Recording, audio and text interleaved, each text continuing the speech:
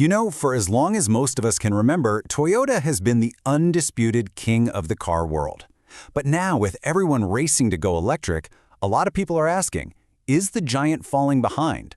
Or is there some kind of hidden strategy here that we're only just starting to figure out? Let's dig in and break down Toyota's massive EV gamble. All right, so here's how we're going to break this all down. We'll start with Toyota's legacy as the hybrid king. Then, we'll jump into the absolute game changer that is China's EV revolution. From there, we'll unpack Toyota's official strategy, and then get to a super surprising alliance they've made. Finally, we'll ask the big question: what's actually next? Okay, first up, Toyota, the hybrid king. To really get what Toyota's up to now, you've got to understand who they've been for decades. And that's the top dog, the established order of the entire auto industry. Yeah, you really have to start here. For literally decades, they've been the world's biggest automaker. And they didn't get there by chasing flashy trends, right? Nope. They built their entire empire on methodical production, legendary quality, and of course, their game-changing hybrid technology. And this timeline? It basically lays out their whole playbook. These guys don't chase quarterly trends, they build legacies. I mean, think about it. The Land Cruiser 70 from way back in 1984 is still a benchmark for durability today. And the Prius? In '97, it didn't just launch a car, it basically taught the entire world what a hybrid even was. This is a company that plays the long game, moving deliberately, perfecting its tech, and it's why hybrids still make up the lion's share of their electrified sales today. Okay, so while Toyota was playing its classic slow and steady game, something else was happening. A storm was brewing in the East. The Chinese auto industry wasn't just catching up. Whoa.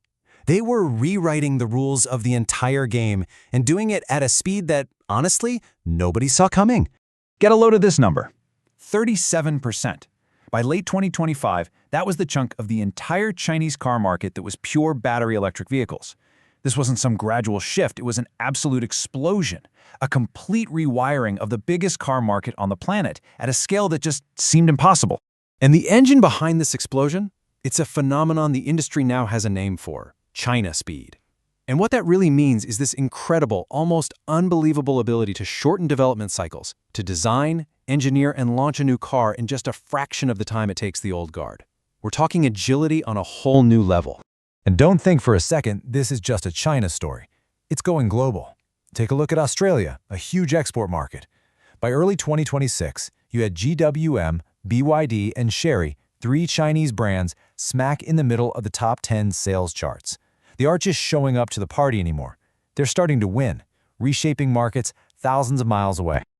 And this is where you can really see the technological leap they've made. It's just undeniable. For years, the Toyota Land Cruiser V8 was the undisputed king of raw power, right? Well, check this out. A new challenger, a plug-in hybrid from BYD, comes along with more than double the horsepower and a crazy amount of torque. The old rulebook is being completely torn up. So, you've got this electric hurricane tearing through the industry. What does Toyota do? Well, their official response is very Toyota. It's all about caution, giving customers choices, and focusing on that long-term sustainability. And this quote from one of their execs, it pretty much says it all. For them, it's not enough to just jam a hybrid system into a truck and say, yep, tick that box. Nope. The technology has to be, in their words, fit for purpose, which really just means it has to actually work for the real people, the miners, the farmers, the builders, who rely on these vehicles every single day. So that philosophy leads to what they call their multi-pathway approach. Basically, instead of putting all their eggs in one EV basket, they're hedging their bets. They're still perfecting hybrids, cautiously dipping a toe into pure EVs, investing in hydrogen, and even still developing cleaner gas engines. The idea is that there's no single, one-size-fits-all solution for the entire world. And this long-term thinking goes all the way down to the battery itself. They have this battery 3R strategy. It's reduce, rebuild/reuse, and recycle. It's all about creating a sustainable, circular economy. It's classic Toyota, right? Reinforcing that image of a company that's thinking not just about next quarter, but about the next few decades. But here's where it gets really interesting. Because that cautious multi-pathway strategy, well, that's what they talk about globally. Over in China, though, something else entirely is happening. A surprising, totally unlikely alliance that shows a completely different side of Toyota's strategy. Which brings us right to the central question. Faced with this blistering pace of China speed, how in the world can a traditionally methodical, cautious giant like Toyota possibly keep up?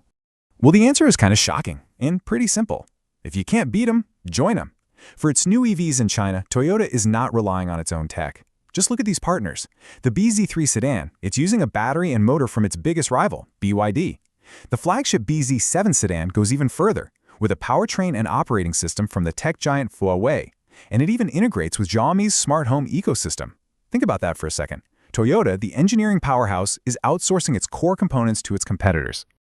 So, is this crazy plan working? Oh yeah, big time. The GAC Toyota bZ7, the one packed with all that local tech, pulled in over 3,100 orders in its very first hour on sale. That's not just keeping up with China's speed, that's harnessing it for massive success. Of course, this kicks off a whole new debate, and honestly, this Reddit comment just nails it. It's basically a Chinese car with a Toyota badge, and that gets right to the heart of the issue, doesn't it? What does it even mean to be a Toyota if the core technology inside comes from your biggest rivals? So, as we wrap this up, what does all this mean for Toyota's future? Well, it seems the answer isn't one single strategy, but a tale of two very different ones. So you see these two different playbooks. Globally, Toyota is the cautious tortoise, focusing on that fit-for-purpose multi-pathway approach. But in China, it's a totally different animal. It's an agile cheetah, collaborating with local giants to win at China speed. This shows us that Toyota isn't just being slow, it's being a chameleon, adapting its very identity to survive and thrive in two completely different automotive worlds. Which leaves us with one final big question to chew on. Is this willingness to partner with direct rivals a sign of weakness, a surrender of its engineering soul? Or is it a pragmatic masterstroke, a clever way for an old king to learn new tricks and make sure it secures its throne for the new electric age?